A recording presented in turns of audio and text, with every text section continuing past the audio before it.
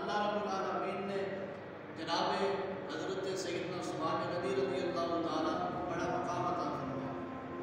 آپ کو بڑی شان عطا فرمائی، بڑا آپ کو مرتبہ عطا فرمایا۔ نبی پاک علیہ الصلوۃ والسلام نے اپنا ہاتھ مبارک